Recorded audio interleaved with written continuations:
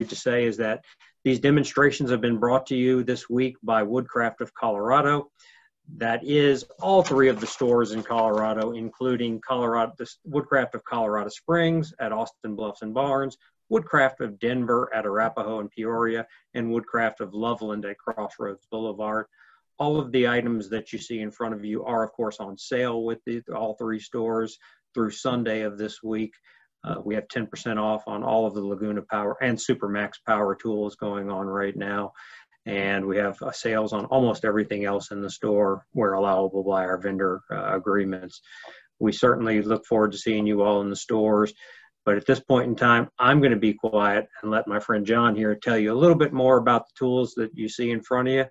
And I'll go ahead and be quiet, John. So why don't you take it away for us? So everybody, just so you know, I'm not a professional video person or whatever you call it. I know woodworking tools, and that's about it. So I'll chat in this conversation with Wayne sort of, so I feel like I have some interaction a little bit. I think, Wayne, is it correct? If people have questions, they can type them in and then you'll read them off to me? I think that's correct, and I'm glad you mentioned that because I'm trying to be brief in my introduction, and in doing so, I forgot to mention the fact that most of you are muted at this point in time.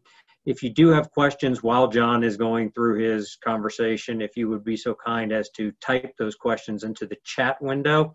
If you're unfamiliar with the chat window, at the bottom of your screen in the control panel, you move your mouse to the bottom of your screen, you'll see some buttons that you can press, one of which will be chat. You can then open up a window on the right-hand side and type messages into that. So for example, I am typing hi in it right now, and you will all see hi pop up on your screens. If you have any questions, I'll be happy to ask those questions to John when he gets a spare moment, and just to keep the flow of the conversation going. At the end of the presentation, as time allows, we will unmute everyone and allow you to ask questions as you wish. But just for the sake of time, I would ask that we use the chat window for the time being. So John, thank you for that question, and I'll turn it back over to you. No problem, no problem. So a little background on myself. I started with Supermax back when it was just Supermax, prior to Laguna acquiring us. With that, I think it's been 8 years, 9 years I've been around.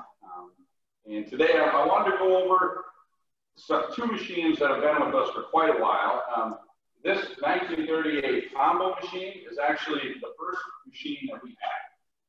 When we split from Supermax, then Jet came in the picture. Everything, being that this is the machine we started with. And then we went to the 1938 drum, and then we went to this machine, the 2550. So these machines, although they look very similar, they have some massive differences. And I'm going to point those out. And like I said, if you have questions, let Wayne know. We'll go into any question you have on the machines here. So the 1938 combination machine, the biggest difference of a machine like this versus standard drum sander is that you can use a drum in this. You can use the flap sander, which is just abrasive fingers. You can use a nylon abrasive head, or you can use a wire head. A lot of different reasons to use those heads. One thing that people like is if you have a combination machine like this and you have a door, you can get into the panel a lot better than if you had a drum. So is there any way we could see the flaps of the flap sand? I know Joe's controlling the camera. Joe, here's another guy we have, and he'll bring the camera up. So you can see that there's a Tampico bristle, which is the yellow bristle, and it's holding up just normal abrasive. And this is actually 180 grit abrasive that comes standard on the machine. And is what that can do. You can also see a piece of reclaimed wood right here. And the patina is still on this wood, even though we ran it through the machine. So it now leaves a great smooth surface that doesn't have burrs or splinters. So you could put it on your wall or floor or, whatever you end up making.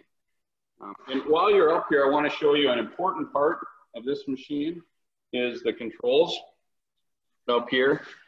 You can turn the brush head all the way up to full speed. That is, you know, the 1750 RPM of a drum sander. Or I don't know if you can see it exactly, but we have, you can see it right here. It shows you if you have a brush, you run it up to about between 800 and 450 RPM. And if you have the drum, then you can max it out. And that's really important. You can set it back. That's really important to know. If you get this brush head and you run these flat sanders at 1750, it's just going to tear it apart. You know, so that's an important part of this machine. And this delta inverter is what actually is like the brain of the machine. So that's the largest difference between this machine and our 1938 drum sander. So that's one thing to notice. And it does have the same controls. You know, it has the IntelliSand, so it slows down automatically. If it gets too aggressive and needs to back off, it does that, which is basically an amp meter. Same thing that we have on our 2550 and our 1632. Same. And the 1938 combo currently comes as you see it, and it also has the drum with it. We used to not have that included, but most people buying a drum sander, or a combination sander, are going to use the drum at some point. So that's why we now include the 180 grit flap sander, the drum, and the open stand. So you'll see on the 2550, this comes outfitted with the closed stand. The closed stand, the one nice thing about it that I really like, Joe, can you bring the camera up quick? It comes with a mobile base. This mobile base is already here. It has two wheels on the far end, and then Joe, bring it down, and then it has the one wheel on this end. So you can move it really easily into a tight space, where we used to have it where it had just the four wheels that only went in one direction. Some of our competitors still have that. I won't name any names, but it just makes it a little easier to have this wheel like this. So you can turn it more like a shopping cart.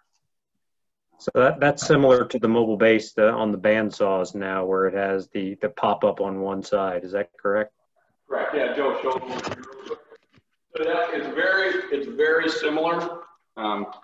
It's very similar. Here's the one Wayne was talking about that just pops it up, and it has the same sort of, three-wheeled system.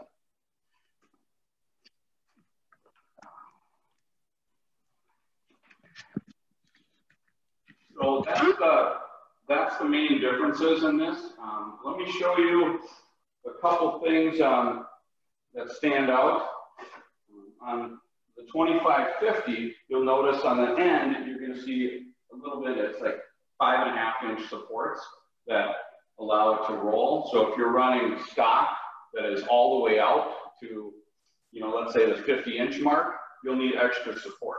And this little bit will help support it, as will, when I run it, I just use a simple, roller stand that you can put up like that. It's the roller stand that you obviously would want to set a little bit lower so it was parallel. Is a perfect way if you're running, a tabletop or something like that. My brother has this same machine here, and we do a lot of tabletops over at his place, and this is the exact setup that we use.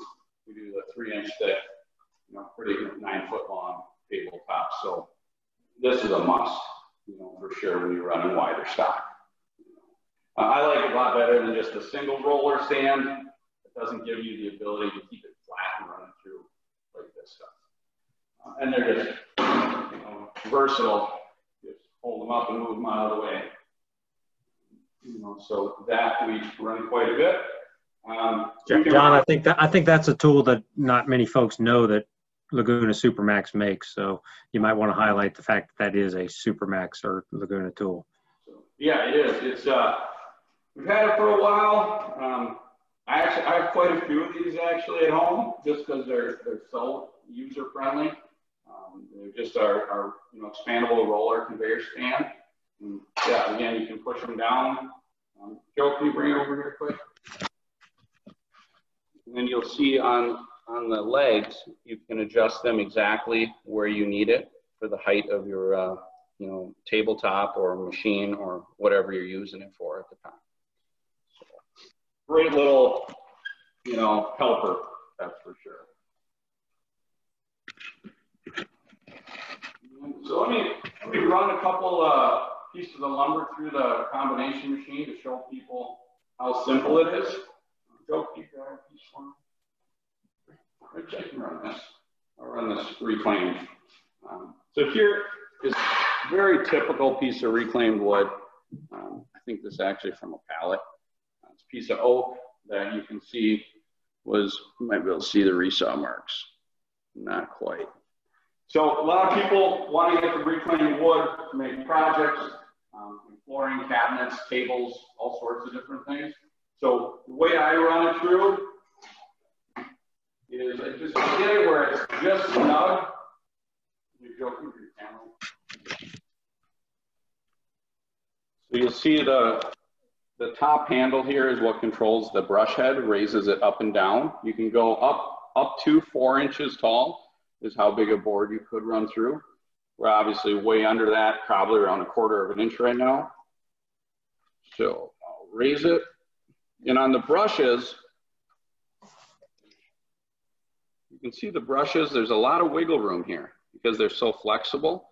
So usually I'll try to drag the brush, let's say 3/16 of an inch or just over. That's how much contact I want of my brush and the bristle onto the wood. So it's a lot different than a drum sander where you're contacting, very lightly. When you run the brush, you're actually contacting quite a bit because it's the dragging of the abrasive that does the work. So Joe, so go ahead, turn it on here. You turn the dust collector on. There are a little B-flux and the dust collector on this one. Pretty nice.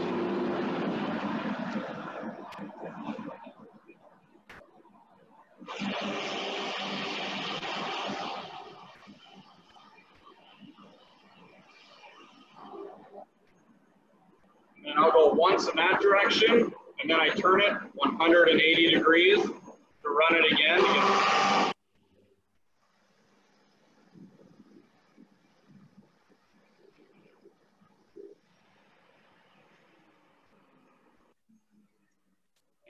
The reason I turned it to 180 degrees is I want to make sure that there's no splinters this way and no splinters back that way.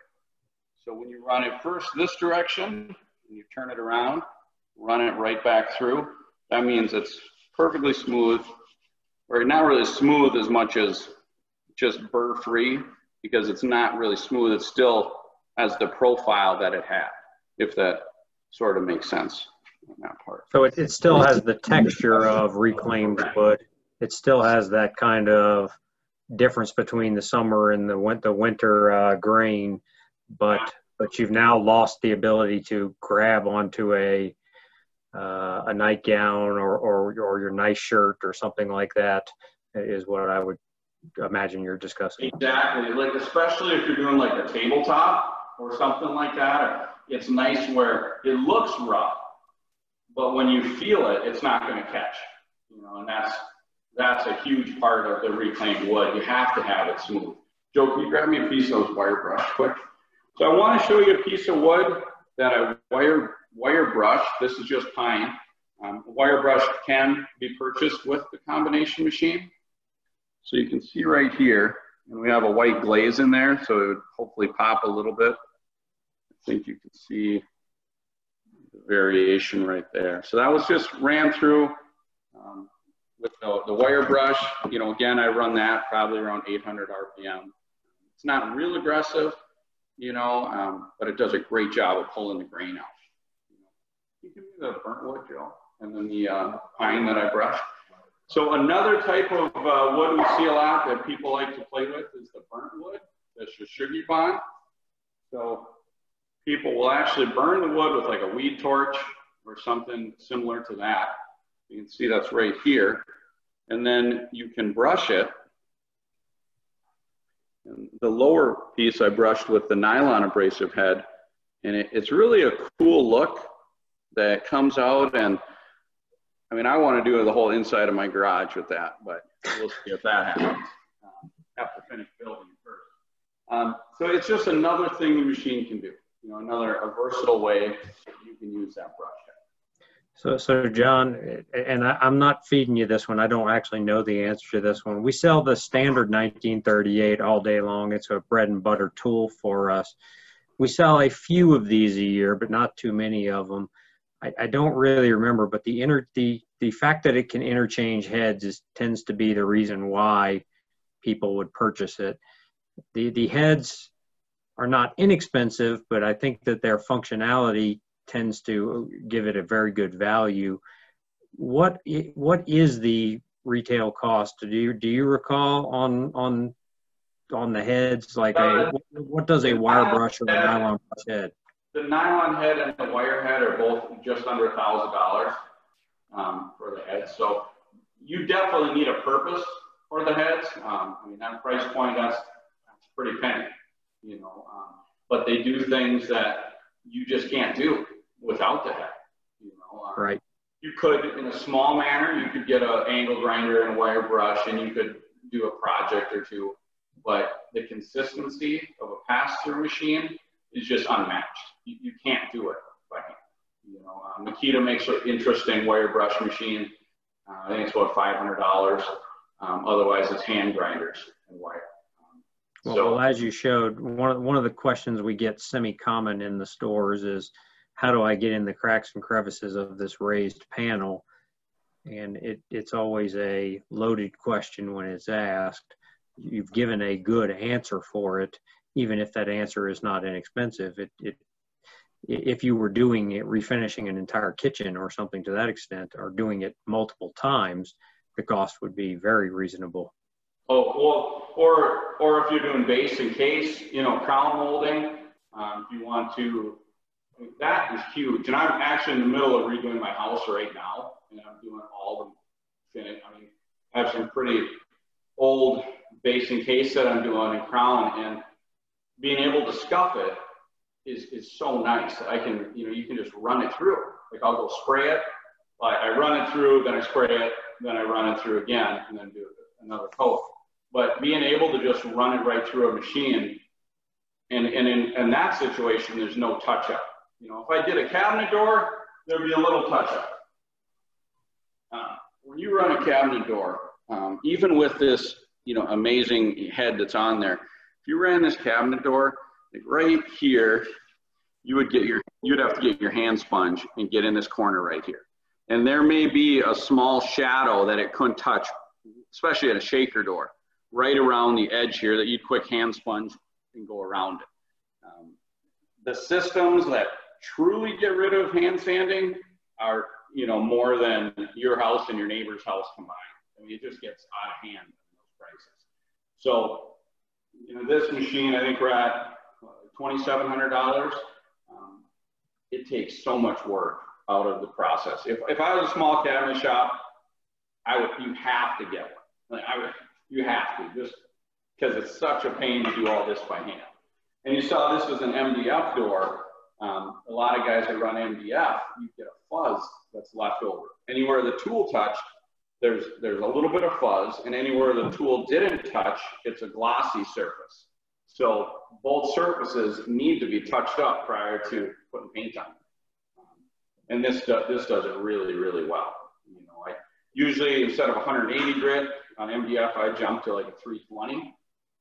But that'd be the only change that I would do, and then you run them all day long, you know, on that. So we get a lot of people doing cabinets. You know, this machine is excellent. Very cool. A common question that we get in the stores is, and maybe you can answer this one with the 25, is how do I know how to set the depth initially on the drum when I'm I'm getting prepared to sand, because a lot of times people just don't know where to start or how big of a pass to take. No, and that is a question that it doesn't have like a solid answer. And the starting point does, but how big a pass, you know, matters on the type of wood you're running, the grit that you currently have on, and if it's the first pass, like if I were to take something, like I did a bunch of hard maple shelves, and I cut them all down and resawed them out of some larger stock. And we all know when you do that, you can't set it for the lowest, here, the thinnest part of the board. You have to set it to the top. So I'm a little bit looser in how I set the drum sander up if it's coming off of a resaw. You know, if it's S4S or, you know, material, you know exactly what it is, you can set the tolerance a little more. Joe, can you bring it over quick? So initially, if I was going to run a board, I take a piece of lumber and I raise the head up off so I can slide my lumber right underneath. You know, and then open up the top and I slowly rotate the drum as I'm bringing the drum down to touch the material. And I keep slowly bringing it down. You can hear that maybe? It's just hitting, right? So I'm barely running. Now that's my contact point. So that's where I'll run my first pass. So I run my first pass there because I don't know if this is, you know, the tolerance from one end to the other. I don't know the tolerance. So I'll turn on my in-feed system, turn on dust collector.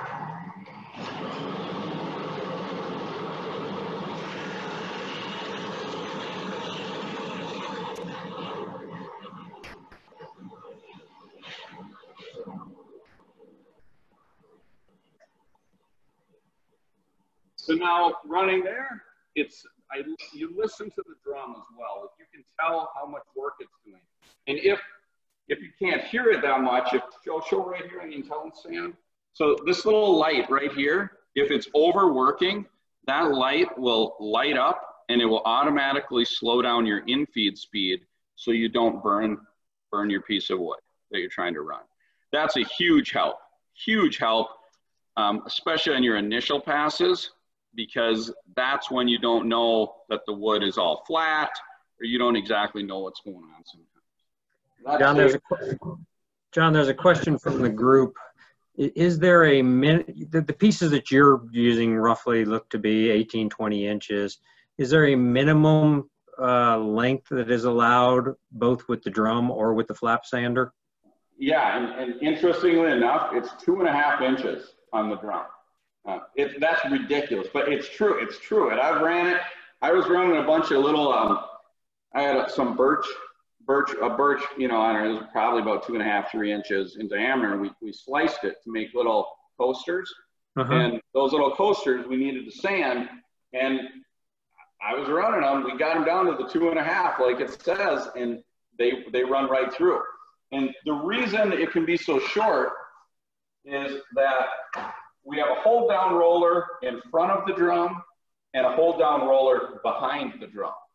But when you have a drum in here that's so hard, it acts as a third hold down roller in a sense. So as long as your piece of material is under one of the hold down rollers and the drum, and both points are pushing down, it will run through the machine. And now, when you jump over to the flap sander, that's not the same, because now the flap itself is not going to push material into the bed and hold it. So now you have to be as wide as the front hold down roller and the rear hold down roller. I think we're right about 5¼ inches or so, little more than that. So that's how long your part needs to be to run through the flap sander.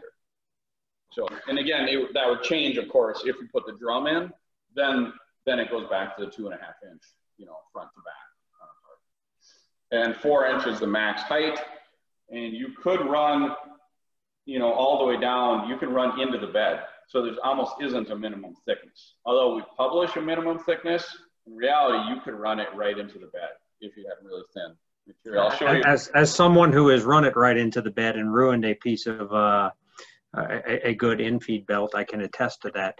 I will also tell you that as someone who's done that, he has learned to use a sled when he's trying to do small pieces because of that fact.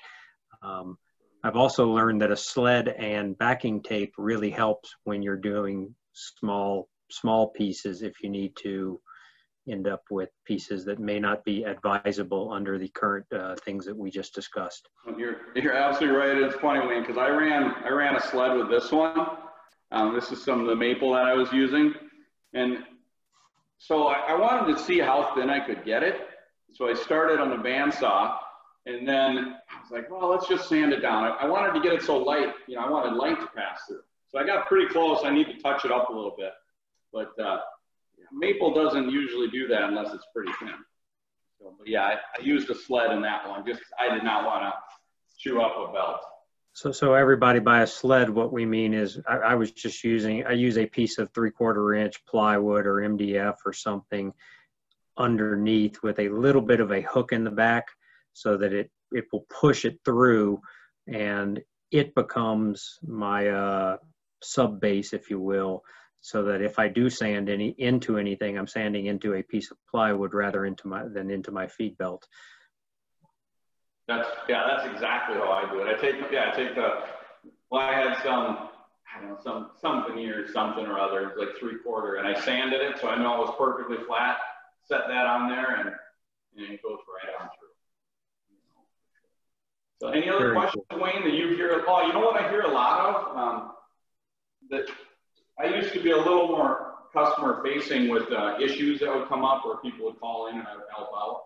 And the most common question we have from people, because you can't see it very well when it's in the machine, is how do you put the abrasive in? It seems simple, right? But it is simple. You just have to see how to do it. So on the machine, I'll show the camera over.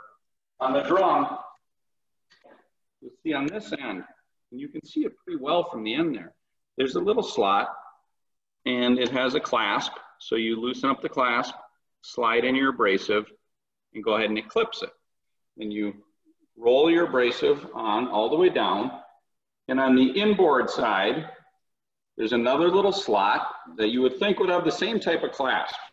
The difference is, and here's a cutaway to show you, that this clasp does two things. Number one, it pinches the abrasive belt. You can see it right there. So, and the second thing, so once it's pinched, you can see there's tension pulling the abrasive down. So is what it does, it makes it so you open it all the way up, you pull it nice and tight to the top of your drum. When it's pulled tight, you slide in the abrasive, and you simply just release. And that little bit of extra tension right there makes it so if your abrasive warms up, which it will, and expands slightly, it keeps tension on the abrasive so it doesn't overlap itself, which is the #1 cause of burn. And by overlap itself, I would mean like right here, you can see the aluminum through each wrap. And the reason is you want to leave a little gap, because the worst thing that can happen is if you put this abrasive on this side where it overlaps the abrasive here, that's going to be a little bump. And when you run your board through, it's going to be a burn mark. So you want to always make sure you can see a little bit of the aluminum drum, through, the light, and that way you aren't going to get a burn. And if we talk about burning, because that's another issue with drum sanders, a couple of things come into play with burning. #1 is what we just talked about, how the belt can overlap. And the other really big reason is if the dust collector isn't the right size or isn't pulling enough CFM to keep your dust off the board. So I have a single stage dust collector, which is way more than enough CFM. That's 1200 CFM. Really, you only need about 600 CFM to properly pull it. But you have to think, if you're running, let's say, a 15-foot run, a flex tube, and you start with a 600 CFM dust collector, it's certainly not going to be 600 CFM when it gets to the machine.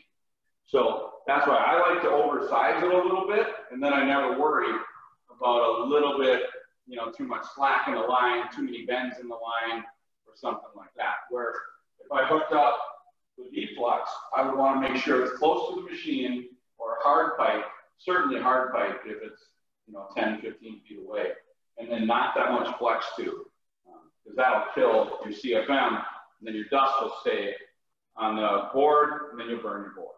So it's the overlap of the abrasive can burn the board, not enough CFM, or if you're running, let's say black walnut or cherry, and you have, you know, 220 grit on there, and you're trying to take a bite out of crime, it's going to burn, you know. So you have to really pull light on some of those woods, you know. But it all will work. You just have to back off. So on a similar topic, the IntelliSand will slow down the belt speed based off of if the motor is feeling overworked. Would I not just want to always crank it up to 11 and pass it through at full speed, trying to cut down on my chance of burning, and I hate to say this, but let IntelliSand slow it down if it needs to? And it's a great, I mean, it's nice to, if it worked that way all the time, but IntelliSand is almost more of a helper rather than a true partner in the fight against burning. You know, it's like you could overwhelm this, you know, for sure. And it is like cherry seems to burn, or some maple, you know, whatever you're running. And it's almost like you want to do the best scenario, and then that little bit, let's say that 10% that you miss, then IntelliSand can help you there. You know, it's not foolproof. You know, we're not there yet. You know, you got to do a little. But Wayne, do you hear any other comments that people have questions about? I mean, those are I think I went through most of the big concerns. Those are the big ones that we've been chatting about so far. Yeah, I mean, the one thing I could bring up is you know, missing from the lineup is our 1632. You know, that's the newest edition. Don't have one here since we're out of stock.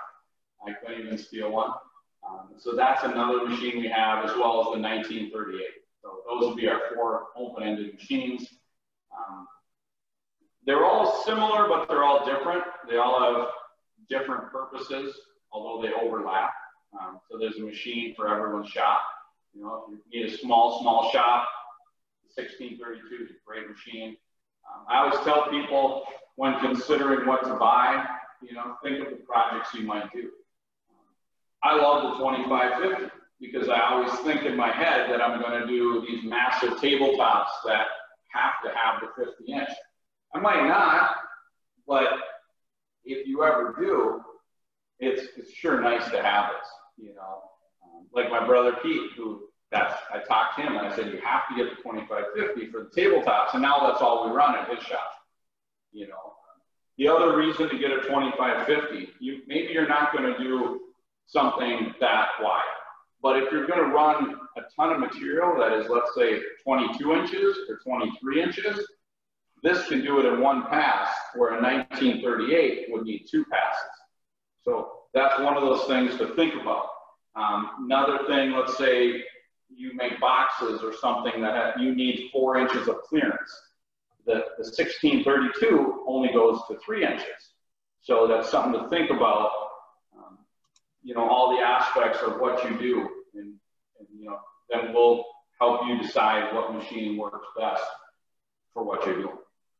I guess I never realized that limitation on the 1632, because I have certainly used mine to flatten the top of boxes at 4 inches and gone to that maximum amount to be able to flatten, like I said, the bottom side of the box, and then lower it to flatten the top side after I made the cut on the bandsaw.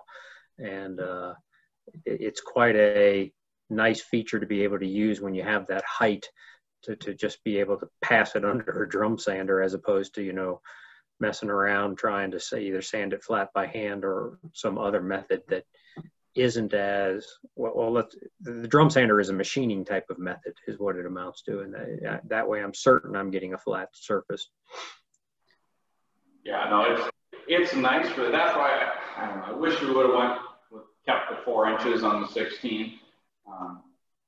But then you can always add more and more and more, you know, just more of the ability to do more. Just that's why we have, you know, different machines, you know, the 2550, the 1938 combo, and the 16. They all have a specific role to play, you know, for sure. Folks, at this point in time, you all have the ability to unmute yourselves. If there are any questions that you have directly for John, please feel free to go ahead and speak out now and ask. And again, but still, if you would like me to ask them directly, please feel free to type them into the chat window, and I will be happy to impart them to John on your behalf. Well, and you know, you could also open it up a little, Wayne. I don't know all our products, but I know about 99% of them. So if there's another Supermax question or Laguna question, you know, it's worth giving it a shot.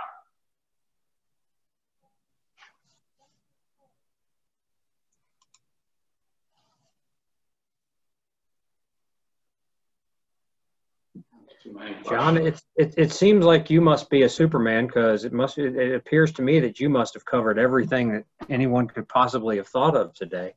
I'm not seeing any additional questions that are coming through.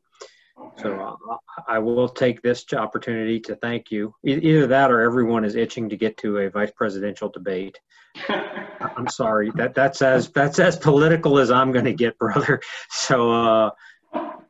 Actually, here comes a question. Ramble on much longer if that's the case, so we can say. No, sir. Actually, a question did come in. Could you describe the dust collectors that you have in the back and the differences between the two? Yeah. I know that little B-Flux is one of my favorite ones. Yes. So the B-Flux, it's a pretty simple. Both of the machines I have here are very similar in design. The nice thing with the B-Flux, it has the canister, which you also have the ability, you can hear that noise right there. There's a flapper on the inside that I can spin with a handle on the top that cleans it. And it's a lot smaller. So if you're very conscious about the space you have, this machine is amazing. You know, it has the excellent filter, so you're not breathing in dust. I think this one goes down to a micron. You know, and then it's just easy to move around, and it's rather solid for being a small machine. I think this one we're currently retailing it at $4.99. And then John, I'm going to give you a little grief because everyone watching is confident that it goes down to 1 micron. There you go. Because it is printed very largely on the side of it. That is that's true. That's very true. And so the other thing, let's look at another 1 micron. Thanks for that, Wayne. This machine, so the one we just looked at is 600 CFM, right? This is 1200 CFM, has a motor that's reversible. So if you were setting this up for a drum sander, you would set it up like I have it. If you were setting it up for your table saw primarily, then you could flip it where the motor goes on top and the dust ports shoot out the bottom, which is closer to your table saw. It's a single stage as well. And this is an oversized 1 micron bag right here. I have this one at home. I love it. They're rather inexpensive, really for what they can do. And I mean, I use it for everything. Cleaning up the floor in the shop, anything you want. You can do pretty decent runs and get good CFM out of this. As you point out, these types of dust collectors, these single stages, are a great value in terms of dust collectors, in particular with the CFM that they generate versus the dollars that you have to outlay for them. Of course, Laguna does have much larger cyclones, et cetera, available, but the dollars that you outlay for such things for the CFM they generate is much higher. But they do have their own benefits as well. Like, I mean, let's face it, changing the bags on those is a little bit of a tedious process, as opposed to the cyclones. It's literally flip a handle up and go empty a trash can. I'll show you the difference quick. And now we're going off scripts, and now you're going to see how messy it is here. All right. But so the cyclone, let me move the table saw for you. We have one of our cyclones here, and what Wayne was saying about the dust collection, you can simply just lift the lever up and then it's free floating and you can wheel this right out, this piece. And then when you get it back, up you go. I mean, literally it's that quick. It's like 3 seconds and you can empty the dust collection. Where if we go over to the single stage, now I have 2 different ways to secure the bag on this one. I have the band on the outside, you know, that you can tighten, or we have, now let me get dirty.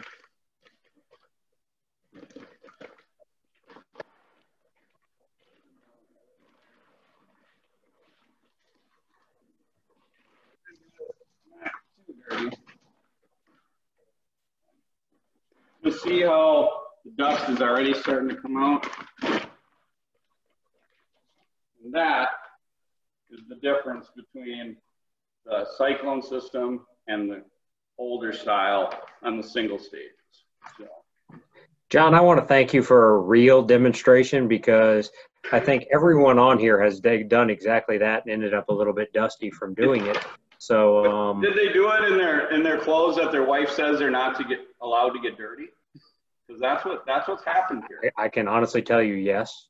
The person who originally asked the question of the dust admits yes, they have as well. That's the life of a woodworker. Always dirty, never in the work clothes. No, sir. You see, you're now covered in credibility, not sawdust. That's true. So yeah, any other questions, you know, from people? We have a little bit of time to go into things. I'm waiting to see, but I don't believe that there are at this point. So gentlemen, John, Joe as well, I do want to take this opportunity to thank the both of you for your help this evening. Laguna and Supermax are one of our best-selling products, and of course the things that you showed tonight are kind of bread and butter products for Woodcraft. We sell the 1938 all day long. Literally, I know the managers in the stores get kind of aggravated because the moment that they assemble the showroom model, they basically sell the showroom model and then we're out of stock on them again. So you guys keep making them and keep getting them in the country, and we will keep selling them as fast as we possibly can. So I do want to thank you both for your time tonight, and well, I'll leave the next part out because you'll see my super secret word here in a minute has to do with